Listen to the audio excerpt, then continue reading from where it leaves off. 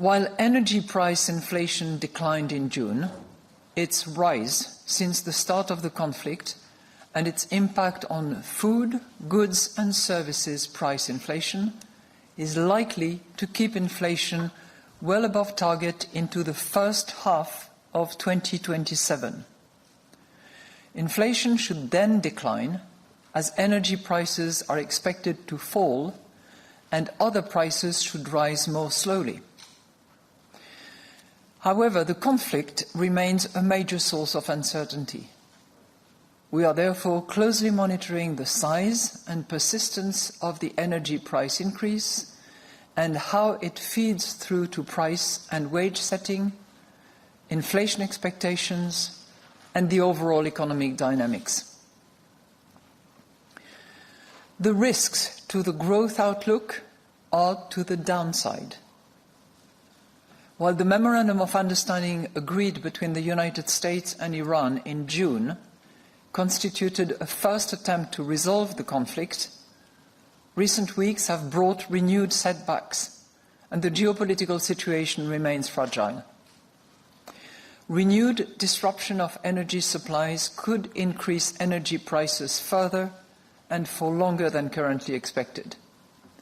This would weigh on real incomes, spending and investment. A worsening of global financial markets sentiment or a tighter supply of credit could dampen demand. Additional frictions in international trade could also further disrupt supply chains, reduce exports, and weaken consumption and investment. Other geopolitical tensions, in particular Russia's unjustified war against Ukraine, remain a major source of uncertainty. By contrast, growth could turn out to be higher if the economy and energy markets were to adapt more quickly than expected to the disruption caused by the conflict in the Middle East, or if the conflict was resolved sustainably.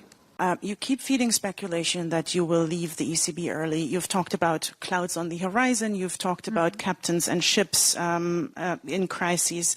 I'm really just looking for a yes or no answer today on whether you're willing to commit to serve until the end of your term. Thank you.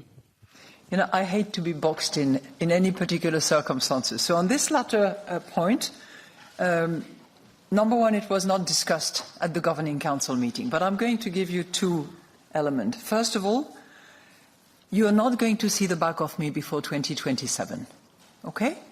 And second, what I said, that 2027, my dear, okay?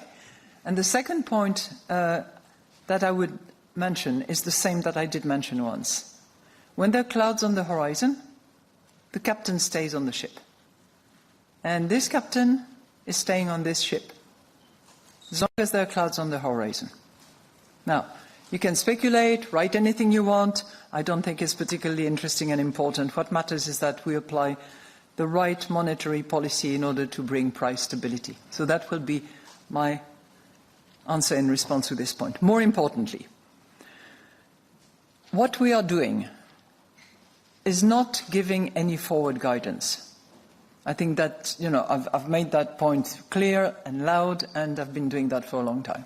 My first question is regarding the current today's situation in the Red Sea. Did you discuss that in the Governing Council meeting and what it might mean for the overall assessment if now a second key supply line might be disrupted?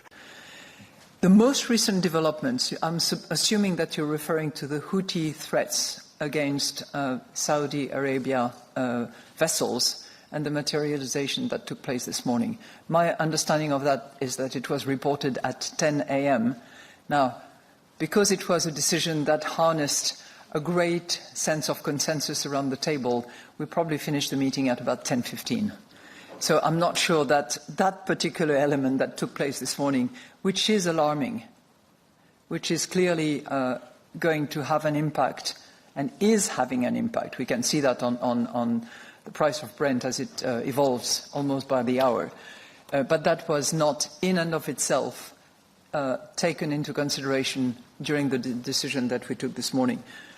that does not say that we are oblivious to energy shock that last, that possibly amplify, and that certainly have repercussions. And so we are very attentive to that.